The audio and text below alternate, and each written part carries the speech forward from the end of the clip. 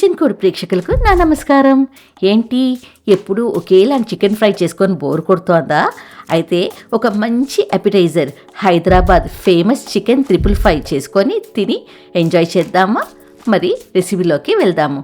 ముందుగా 500 గ్రాములు boneless chicken 2 ఇంచెస్గా ఇలా కట్ చేసుకొని సన్నగా, అందులోకి 1 టీ స్పూను ఉప్పు, 1 టేబుల్ స్పూన్ మిరియాల పొడి, 1 టేబుల్ స్పూన్ అల్లం వెల్లుల్లి ముద్ద, ఇలా క్రష్ చేసుకోవాలి అల్లం వెల్లుల్లి, సరేనా? 2 టేబుల్ స్పూన్ల పెరుగు, 1 కోడిగుడ్డు, 7 టేబుల్ స్పూన్ల మొక్కజొన్న పొడి, కార్న్ఫ్లవర్ కూడా అంటాం కదా, ఇలా వేసుకొని ఈ మిశ్రమాన్నంతా సున్నితంగా కలుపుకుందాము. బాగా ఈ మిశ్రమము చికెన్ పీసెస్కి బాగా కోట్ అవ్వాలన్నమాట. మీకు కొంచెం డ్రైగా అనిపిస్తే కొంచెం నీళ్లు చల్లుకొని ఈ విధంగా ఈ కన్సిస్టెన్సీలో రావాలి. ఇలాగా కలుపుకున్న తర్వాత 1 గంట సేపు మ్యారినేట్ చేసుకుందాం. ఇప్పుడు ఇలాంటి ప్యాన్ ఒకటి స్టవ్లో పెట్టుకొని మీడియం ఫ్లేమ్లో పెట్టుకోండి. అందులోకి నూనె పోసుకొని మనం మ్యారినేట్ చేసుకున్న ఈ చికెన్ ముక్కల్ని కొంచెం దూరంగా వేద్దాం. ఒకటి తర్వాత ఒకటి వేసుకోండి, సరేనా? మరీ ఎక్కువగా వేసారంటే ఒకటి అంటుకొని సరిగ్గా వేగదనమాట.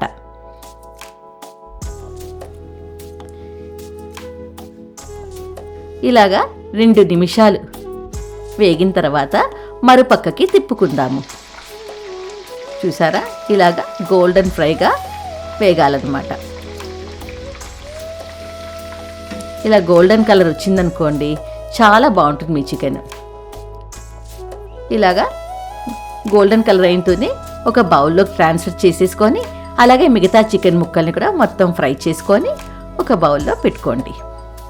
ఇప్పుడు మళ్ళీ ఒక ప్యాన్ పెట్టుకొని అందులో 2 టేబుల్ స్పూన్లు గీనో లేక బటరో వేసుకొని 2 టేబుల్ స్పూన్లు సన్నగా తరుక్కున్న వెల్లుల్లిపాయలు వేసుకొని అందులోని 8 పచ్చిమిరపకాయలు సగంగా తరుక్కొని 15 సెకండ్లు ఫ్రై చేసుకోండి. ఇప్పుడు అందులోకి 2 రెమ్మల కరివేపాకు కూడా వేసుకొని బాగా కలపండి. 1 టీ స్పూను పసుపు, 1/2 teaspoon Kashmiri chilli powder, 1/2 teaspoon ధనియాల పొడి, 1/2 టీ స్పూను చిల్లీ ఫ్లేక్స్, కొంచెం ఉప్పు వేసుకొని బాగా కలుపుకోండి. మీరు ఆల్రెడీ చికెన్లో కూడా కొంచెం ఉప్పు వేసుకున్నారు కదా, అందువల్ల కొంచెం వేసుకుంటే చాలు. మసాలా మాడకూడదు, సరేనా? ఇప్పుడు అందులోకి 3.5 టేబుల్ స్పూన్ పెరుగు వేసుకోండి. పెరుగు వేసినప్పుడు మీ స్టవ్ సిమ్లో పెట్టుకోండి, సరేనా? ఇలా వేసేసుకొని బాగా కలుపుకోండి. ఎప్పుడైతే పెరుగు వేస్తారో మీకు కొంచెం విరుగుతుందన్నమాట. పెరుగు వేయడం వల్ల భయపడవలసిన అవసరమే లేదు. ఇలా పెరుగు వేసి కొంచెం బాగా ఇలా చిక్కబడిన తర్వాత అందులోకి 1 టేబుల్ స్పూన్ సోయా సాస్ వేసుకోండి.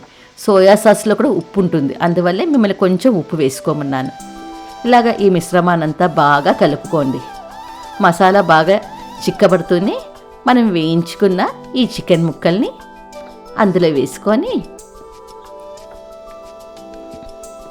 ఈ మిశ్రమాన్నంతా, ఆ మసాలా అంతా మీ చికెన్ ముక్కలకి బాగా కోటింగ్ అయ్యేలాగా మిక్స్ చేసుకోండి. చూసారా, ఇలాగ బాగా అయిన తర్వాత అందులోకి 1 రెమ్మ కరివేపాకు, బాగా సన్నగా తరుక్కున్న కొత్తిమీర, 1 టేబుల్ స్పూన్ సన్నగా తరుక్కున్న పుదీనా మొత్తం వేసేసుకొని ఇలా బాగా మిక్స్ చేసుకున్నారంటే మీ చికెన్ 555 రెడీ.